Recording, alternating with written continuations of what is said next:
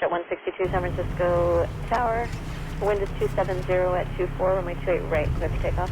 Clear for takeoff, 28 right, exit jet 162. Your flight 1358 San Francisco Tower, runway 28, last line of runway traffic's on a 3.5 mile final, be ready to go.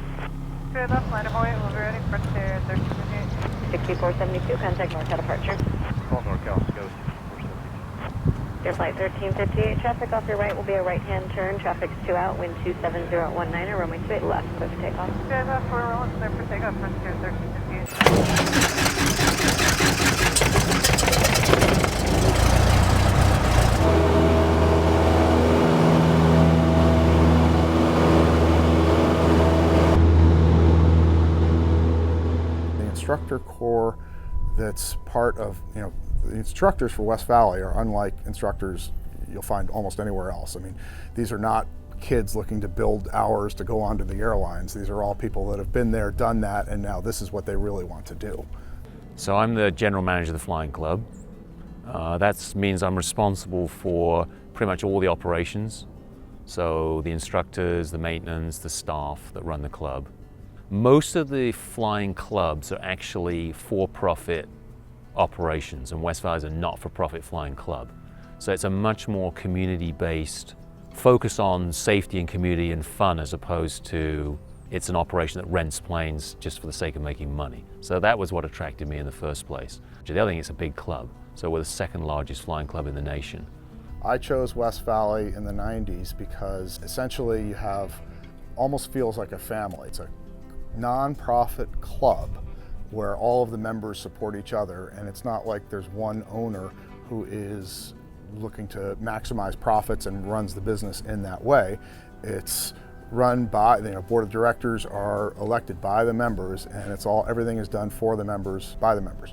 From an instructor perspective, deciding where I wanted to work, where I wanted to teach people, again, it was very clear to come kind of home back to West Valley, because the combination of the equipment, the resources in terms of simulators and classrooms and everything that we have above and beyond just the airplane. It's the history, so 42 plus years of history. There's other clubs that have been around just a few years. So the history, the not-for-profit, it's a club, large selection of airplanes, a big variety of airplanes. So we have all kinds of different planes for different, tastes. Lots of flight instructors with lots of different experience levels. My experience with aviation is if you don't have the passion, you don't finish. It's one of those hobbies and sports where if you don't have the will, it will not happen. So you have to have the passion, you have to keep the passion, and you have to have the money. And if it takes you longer than you thought it was, you have to have even more money, because the longer you take, the more money you spend. So the people who really have the passion and the deep pockets can get to the finish line, so to speak. It's tough because you need that elusive combination of both time and money, and rarely do you have them both together. I don't think that you need the deep pockets to fly. I think that is a barrier to entry, and I think a lot of people do think that because it is expensive. That's why we're trying to make it cheaper. However, most of the flying community that I'm a part of, they don't have deep pockets at all. They are, working class, 9 to 5, 7 to 7, people who are put in a lot of hours to pursue something that they love, and they make it work. And it's not people who are stuck up or rich, it's people who are truck drivers or airline pilots or mailmen, or those are the people who I look at. When I think of pilots, those are the faces I see.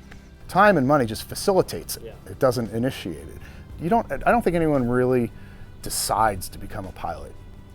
It's something that you're born with. It's a passion that you have that's deep inside of you, and it's just a case of, are you willing to let that come out? Do you want that to come out or not? And like, for example, for me, I knew ever since I was a little kid that the only thing I wanted to do was be an airline pilot. And I had a couple of uncles that were airline pilots, and I just thought it was the greatest thing. And airplane was the first word, believe it or not, that I said after Mom. Yeah, it's just either there, it's sort of in your veins. You either have the aviation bug or gene, or you don't. Some people, especially here in the Valley, some people see flying, it seems, as a technical thing to be conquered.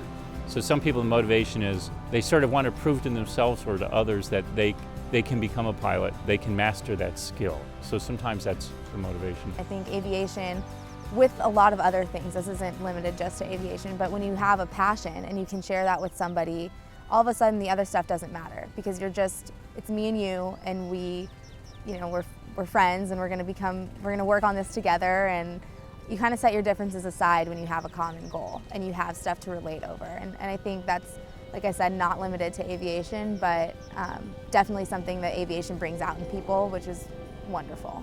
The motivation has to come from the individual. If they're interested in flying, that's sort of my job, is help them learn to fly.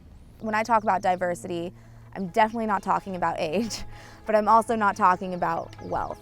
That it spans a lot of people. I'm talking more about interests and bringing people together from different cliques. It would be like if you took a high school and you're all out on the quad for lunch, and you just picked a person from each group, it's like the mean girls and the, whatever, and brought them all together. That's what the flying community is about, because it has the strength to hold those people together in a situation that they wouldn't be able to necessarily interact otherwise. And that's what I think is really special, and that's what's diverse.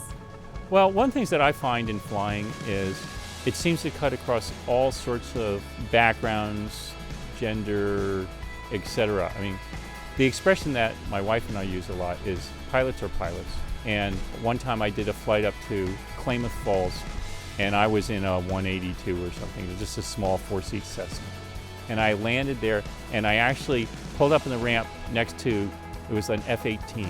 And this F-18 pilot gets out, and he and I both walk over to this building, and we start chatting. And the conversation is, we're both just pilots. We're just both chatting about being pilots, and what's the weather like today, and how's your flight going, and we're all just pilots. So it sort of, whether you're an airline pilot, a military pilot, a civilian pilot, whether you're rich and famous as your normal job. I mean, just recently Harrison Ford, he's very well known, personality and all, but I can almost guarantee you that if we bumped each other in the context of flying somewhere, we'd just be two pilots talking to each other. And so that's one of the things I like about the community of flying, in that most of the other stuff, the sort of social stratification and all that, kind of fades away. I'm just happy that I was able to give up the expectations of everyone else and trying to live up to their standard of success. And I was able to go find my own definition of success. And flying, and now specifically flight instructing flying, having done this for 20 years and thousands of hours and all the different kind of flying that I've done, this is the job that I enjoy the most. Definitely for me, it's going places I haven't been to before, discovering the country or the state at you either see the country from the road or from 35,000 feet in a jetliner. And there's something unique about seeing the country from only 5,000 feet up or only 4,000 feet up. You get a very different perspective. So for me, it's going and seeing new places, discovering new places. That's what really is my passion, I think. When you're learning with your instructor next to you, it doesn't really hit you that you're flying.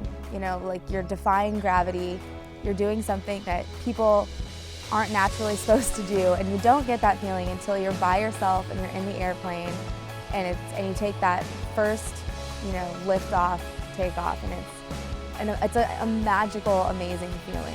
It's extremely rewarding to see your students do well, do better, enjoy it. I get to relive all of the excitement that I had when I was first learning, watching their eyes and thinking, this is what it was like, and it's pretty special.